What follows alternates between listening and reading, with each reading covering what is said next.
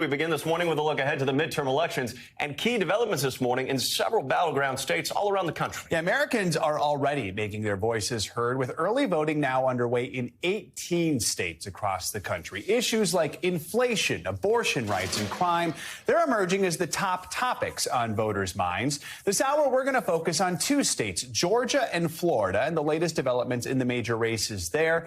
We're also going to look into misinformation this election season and how non-English speaking voters are being targeted. We have full coverage of all that this morning. And we're going to start in Florida, where the candidates for Senate will take part in their first and only debate tonight ahead of the election. NBC News correspondent Shaquille Brewster joins us from Lake Worth, Florida. Shaq, good morning. Thanks for joining us. We know Republican incumbent Marco Rubio looking to fend off Democratic challenger Val Demings. So can you kind of explain why this particular race is so important and what's on the mind of voters as they set to watch tonight's debate? Well, Morgan, good morning. And in a 50-50 Senate, every single Senate seat, every single Senate race is important. But what you've been seeing here in Florida, this increasingly conservative state, is the polling has showed the race a little bit tighter than many people have expected. Senator Marco Rubio getting that challenge from Democrat Val Demings, a representative, a former police chief, and someone who was considered as Vice President Biden's, or then Vice President Biden's, vice presidential nominee. So she's been able to pull in a lot of money. She's been able to be competitive on the airwaves, and that's led to that tighter margin that you've seen in the polling. But beyond the polling, it's what voters care about. What issues are important to them? I've been having some conversations with them here in the Florida area. I want you to listen to what they told me. I do know that I do want people to be left alone and be able to do things that don't approach other people. I believe hugely in women's rights, LGBT rights, and everything. I believe in most of the policies that the Republican Party stands for in regards to crime, immigration, taxes. I'm more interested in hearing whether they answer the questions. You know, a good politician can give you a non-answer in 1,000 words. A real person will give you an honest answer. You know, that point that that last gentleman made, that's one that I agree with as well. Let's see if we can get some real answers in these debates. You know, we've been seeing these two spar on the television airwaves. We've seen those campaign ads. We've seen social media, them going back and forth. This is the one and only opportunity that they'll be able to dress the other on the debate stage. Yeah, definitely some high stakes here, Shaq. And we know that Rubio is running for a third term. He was criticized last month for supporting Florida Governor Ron DeSantis' decision to send those migrants to Martha's Vineyard. Have you had a chance to speak to constituents about how they feel about Rubio as of right now? Yes, I have. And, you know, one point that I realized in my conversations is that kind of you framed it in that question as well, where in this state of Florida, the more popular figures are the candidates running for governor. That's been getting a lot of the attention. Governor DeSantis, especially around the migrant flights, especially around Hurricane Ian, has been getting a lot of the attention. So the Senate race has been almost somewhat of a stepchild if you look at these political races here. But yes, people have opinions about Senator Marco Rubio. I want you to listen to some of those. What do you know about Rubio? What do you hear from him? Well, it's just the party in general, and I like that. I feel like they're for America, they're for protecting us. There's not a lot of woke. Can't wait for it to be over. The lying is disgusting. You watch the hypocrisy of people like Rubio. It seems like he fights for Florida. I don't like the way the Democratic candidate follows like a lot of the policies that have been passed in the last year and a half. I'm sure you are shocked to realize that some of the people who were Republicans loved Marco Rubio and those who were Democrats didn't really appreciate him as much. Yeah, no surprises, but everyone will be looking forward to seeing how things play out tonight. Shaq, thanks so much. Our coverage turns now to Georgia and last night's debate for governor. NBC News correspondent Blaine Alexander joins us live. Blaine, good morning to you. Georgia, of course, a major battleground. It has that pivotal Senate race that's been getting so much attention lately, as well as the race for governor. You've got the incumbent, Republican Brian Kemp, facing Democratic challenger Stacey Abrams, a rematch there. And those two had a big debate last night. What were some of the big takeaways? A rematch indeed, Joe. Good morning to you. Yeah, certainly a very closely watched governor's race, but the two sound very different now than they did back in 2018. So there were a number of times when they kind of clashed on issues where there was some sharp back and forth. They were pressed on everything from guns to education to even accepting the results of the election. Here is a little highlight from a back and forth between the two. Take a look. We have the lowest unemployment rate in the country for African Americans. Our economy is incredible, and we will continue to work with all of those entrepreneurs in the days ahead and working class Georgians, because we are the ones that have been fighting for you when Miss Abrams was not. We live in a state of fear. And this is a governor who, for the last 4 years, has beat his chest but delivered very little for most Georgians. He has weakened gun laws and flooded our streets. He has weakened our privacy rights and women's rights. He has denied women the access to reproductive care. The most dangerous thing facing Georgia is 4 more years of Brian Kemp. And that really is kind of one of the underpinnings of the themes of last night, but also the themes of their campaign. Brian Kemp really shifts a lot and talks about his record. He's a very different candidate now than he was back in 2018 when he didn't have a record to run on. Now he does, and he pivots back to that like clockwork when you watched him in the debate last night. But for Stacey Abrams, she really is saying, okay, you can look at that, but there are so many people in Georgia who left behind. And so she is really kind of running on, one, access to abortion. That's something that she talks about strongly, but also expanding Medicaid, expanding access to education and things of that nature, Joe. Blaine, like in races all around the country, it seems like the issue of crime in the state of Georgia was a major point of contention last night between Abrams and Kent. What stance did each candidate take? And even more contentious because of the gun laws here in Georgia. And that really was the source of probably one of the most heated back and forths between the candidates. Brian Kemp essentially saying that what he's done is make Georgians safer because they have more access to guns. Stacey Abrams is taking the complete opposite approach and saying that's not the case. There are more guns out there. People who shouldn't have them do, in fact, have them in their hands. And she's saying that it could hurt the state economically because businesses will pull out because of Georgia's gun laws. Here's a little bit of that exchange. My question for Ms. Abrams tonight is how many sheriffs statewide have publicly endorsed your campaign? Mr. Kemp, what you are attempting to do is continue the lie that you've told so many times. I think you believe it's the truth. I support law enforcement and did so for 11 years, worked closely with the Sheriff's Association. I'm probably the only person standing here who's ever actually written a SOP for a police department when I was working for the city of Atlanta. Ms. Abrams refused to answer the question, so I'll let you know that the answer is 0. No sheriffs are endorsing her statewide. So that really has been one of the heated arguments between the two as well, which is their stance on law enforcement. Brian Kemp has said all along Stacey Abrams wants to defund the police. Stacey Abrams says that's not true at all. But as she said last night during her debate, she says she lives a, quote, complicated life that requires her to, yes, want people to have access to safety and to police protection, but also wants to live in a community and an environment of racial justice. And so that was a rather strong back and forth between the two. And Blaine, early voting actually began yesterday in Georgia. According to the latest poll from Real Clear Politics, Abrams is trailing Kemp by nearly 6 points right now. So what is her strategy to close that gap? And really, what's Kemp's strategy to try and keep that lead with the election approaching so quickly?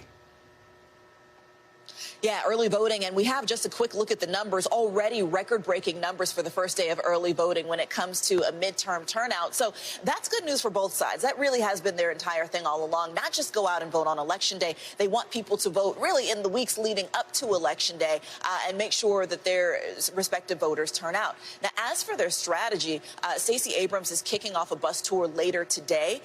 She's calling it the Let's Get It Done tour, and that's going to be here in Atlanta, but also kind of areas around some of the more rural areas around Georgia as well. As for Brian Kemp, he really is kind of making a strong final push as well. He's releasing some new endorsements.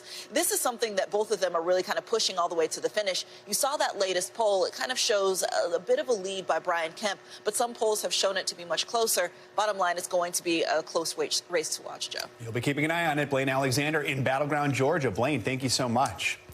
Now, we're also keeping a close eye on misinformation online in the days leading up to the midterms. Some groups are now targeting America's immigrant communities. It's the same tactic that we saw crop up during the 2020 presidential election. Unfounded rumors and baseless claims running rampant in communities where there is a lack of English language fluency. And now researchers say the problem's growing.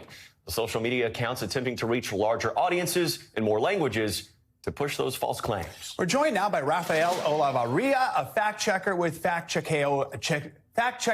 Rafael, thanks so much for joining us. I know your team has noted there's been a spike in propaganda in recent months. What exactly is it you're seeing, and how are groups like yours then attempting to combat this misinformation? We're seeing everything from health issues, as we saw during the pandemic with misinformation related to the vaccine in Spanish, but we see with the economy as well, with false narrative as, the IRS is growing, it's coming for you and your hard-earned money. Those are, and also related to abortion and the right to vote. There's a lot of misinformation out there in Spanish. And big tech companies are not doing enough. And that's the void that we're trying to fill at Fact Checkeado. And one thing we do is go to where the communities are with local media allies that we have in more than 15 states plus Puerto Rico, and also with using the same chat software that immigrants use, the Latino immigrants use, like WhatsApp. Like, we are there. We created a chat bot specifically designed for people to send us everything they believe might be, suspicious. So we will fact check it for them. So we're trying to be there where the communities, meet them where they are, and try to let them know what the right information is. We wanted to make any choice they want, any opinion they want, but with the right facts and the truth on their side. Of course. Rafael, we know that misinformation, especially the rampant amounts we've seen in the past, can potentially impact elections. I'm curious, to what extent do you think it can actually have an impact on these upcoming midterms? That's a hard question to answer, because it is not being studied and investigated as it should have, the whole amount of misinformation that we see in Spanish. And that's the issue we're trying to solve. Every misinformation that we get, we're trying to systemize it, what we get from our allies all over the country. And then we will probably have a more extensive research and a better answer for you, because there's not enough of that content out there right now. But what we know is we see a lot of viral content that comes from different in a different way that we see in English. For example, we might see a video in English, but the subtitles are not saying exactly in Spanish what the person is saying in English. So the type of misinformation is different. The game we have to play to, quote unquote, is different. So that's why we're doing it, because there are not enough resources, not enough research. And that's why we are there, because we know the impact is great, but we still don't know how bad it is. Rafael, you mentioned big tech companies aren't doing enough. That's a complaint we have heard often over the years. I mean, real quickly on your end, what is it social media platforms can do to help stop the spread of misinformation? What's the number one thing you'd like to see them do? They can start by investing the same amount of resources they invest in English, in English-speaking fact checkers on their end. We might see the same misinformation online. If it is in English, it would probably, let's say, it stays there for, I'll say any number, a week. But if it's in Spanish, it might take longer for them to realize that it's there. I know there are more efforts towards that end, but still, we see a lot of misinformation in Spanish. And communities, and we get a double whammy, right? We get misinformation from the U.S. that is translated to Spanish many times, and information from our home countries so probably the abuela, tia send us, and we need to check it as well. So that's why we need more investment, more resources. But in the meantime, we're trying to do our best with our chatbot and our tools to get people to meet them where they are and to say they can make their own choices with the right facts. The misinformation is coming from all directions. We appreciate what you're doing. Rafael Olavarria, thank you so much for joining us. In Ukraine this morning, Russian airstrikes are targeting critical infrastructure all across the entire country. Explosions were reported in northern Kyiv, in an area where there is thermal power stations located. And one city west of the capital was left without power and water, while officials say an energy facility in Dnipro was bombed. NBC News chief foreign correspondent Richard Engel has the latest from southern Ukraine, which is also coming under attack. Russia is now hitting Ukrainian cities daily and with impunity. This was the main flower market here in the city of Mykolaiv. It was attacked overnight, as was an apartment building just down the street, killing at least one person, according to Ukrainian officials. And Ukrainians believe that the reason Russia is attacking places like this that have no strategic or military value is simply to break the will of the Ukrainian people, to get them to give up this fight. And over the last several days, we've been talking a lot about how Russia is increasingly relying on Iranian-made drones, these small kamikaze drones, to hit targets. Now, the kamikaze drones can fly a great distance. They're very maneuverable and accurate, but they don't carry a lot of explosives, certainly not enough to cause damage like this, or to leave behind a crater of this magnitude. You can see it went deep into the soil and actually uncovered some earlier foundations of this city. And President Zelensky commented on this. He said that it is more evidence why this country needs air defenses and needs them urgently. And he described this attack as murderous and called on Russia to be held accountable. Richard Engel reporting from the front lines in Ukraine. Richard, thank you so much. Let's bring in NBC News military analyst Colonel Jack Jacobs for more on this. Colonel, good to have you with us this morning. So in Ukraine, some important infrastructure is now coming under attack this morning, specifically energy facilities. One city to the west of Kyiv is reporting loss of power, loss of water. Are we seeing a new military strategy by Russia here as we head into the colder winter months, do you think? Well, it's not really a military strategy. Russia's failed on the battlefield, and they've lost a great number of people. They had to withdraw from Kyiv. They lost ground in the east and in the south. Ukrainians are counterattacking to make sure that the Russians do not get this land bridge that they'd like between Crimea and Moldova. And the Russians' default tactic is basically terror. As you heard from Richard, Putin wants to break the will of the Ukrainian people. They are targeting power stations, and Zelensky reported that about 30% of the power capability in Ukraine has been damaged or destroyed. The Russians are going to continue to do this, fire at population centers, continue to hit infrastructure if they can target it. But at the end of the day, it's not going to have any tactical effect on the ground. What's really important for the Russians is that they maintain the areas that they've already seized, but they're not doing a very good job of it. And this will be crucial over the wintertime to see what the Ukrainians will be doing in terms of counterattacking, Joe. Colonel, I want to ask you about something else we're seeing. Yesterday, we saw Kyiv come under attack by these so-called kamikaze drones. They've also been used in other parts of the country. Why do you think Russia is using more of these on the battlefield? And then what can Ukraine do to defend against them? The answer to the first question is that the Russians have run out of ammunition, basically. They've used drones, other indirect fire means, precision-guided munitions, but they don't have very many of them, and their manufacturing capability is not what they would like it to be, and as a result, they're running out of them. They have to keep some in strategic reserve for later, but at the moment, they don't have any to use. And as a result, they've had to go to Iran and have bought Iranian weapons in order to use them. But at the end of the day, it's probably not going to do very much good on the ground. They can use other means, but what's happened on the ground is that the Ukrainians have pushed the Russian forces farther back, which means it's much more difficult for the Russians to use artillery on population centers, which is another reason why they've gone to Iranian drones, Joe. All right. Yeah, what can we do? Yeah. They really do need more anti-aircraft and anti-missile defenses. We have them. The West has them. Israel has them. We need to move them in there as quickly as possible and to train the Ukrainians on them. All right. Colonel Jacobs, as always, appreciate your expertise. Thank you so much. You bet. Turning now to Washington, where the Justice Department is asking a federal court to hand down a 6-month prison sentence to former Trump advisor Steve Bannon. All of this stemming from his refusal to testify before the House January 6th committee. NBC News Justice correspondent Ken Delaney with the very latest.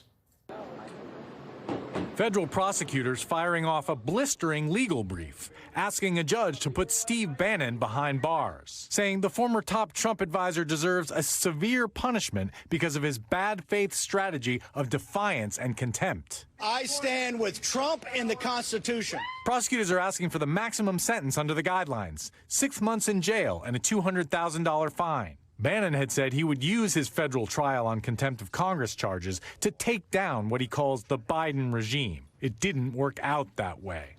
Some experts are surprised prosecutors didn't ask the judge to go beyond the guidelines. They point out how egregious his violation was. It was completely blatant. He had no defense. He even boasted of violating the law and being contemptuous of Congress's subpoena. Bannon's lawyers are asking for probation, arguing the prosecution was selective and unfair.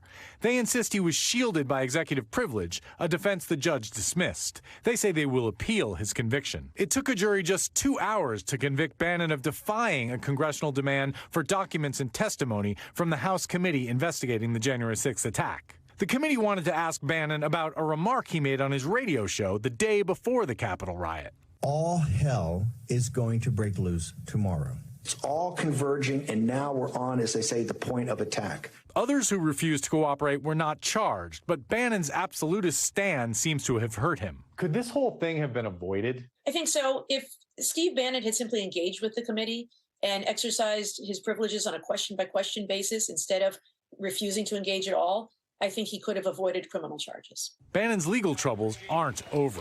They will never shut me up. They'll have to kill me first. New York State prosecutors charged him with fraud last month, accusing him of misappropriating money from a charity raising funds to build a wall on the southern U.S. border. Before leaving office, Trump pardoned Bannon, erasing similar federal fraud charges. But the pardon does not apply to state law. Where's the money?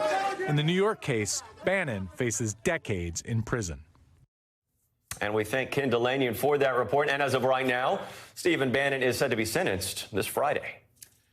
Turning now to weather, depending on where you are in the country, Jack Frost could very well be nipping at your nose in October. It is that time of year. Meteorologist Michelle Grossman joins us now. And Michelle, I guess after a hot summer, it would only be fitting that things would start to chill down a bit. I was going to say, is it that time of year? No, it is not that time of year, right? But it's really not. And you know, it's so funny. So it's extreme in really the 2/3 eastern part of the nation with extreme cold. And then we're feeling like summer in the Northwest. We're looking at temperatures in the 80s and 90s. Wow. So we're all over the place. Let's start with the cold, and then I'll let you know about the warm. So 89 million people impacted by some sort of freeze alert, whether it's a frost advisory, a freeze watch, a freeze warning. The freeze warning is in the pink. And notice how many states are involved. And we also have snow from yesterday. We're looking at the UP of Michigan here. We saw double-digit snow. It was wet. It was heavy. We saw power outages, too. So bringing down some of those tree limbs. Remember, leaves are still on the trees because, as Joe said, it is not that time of year.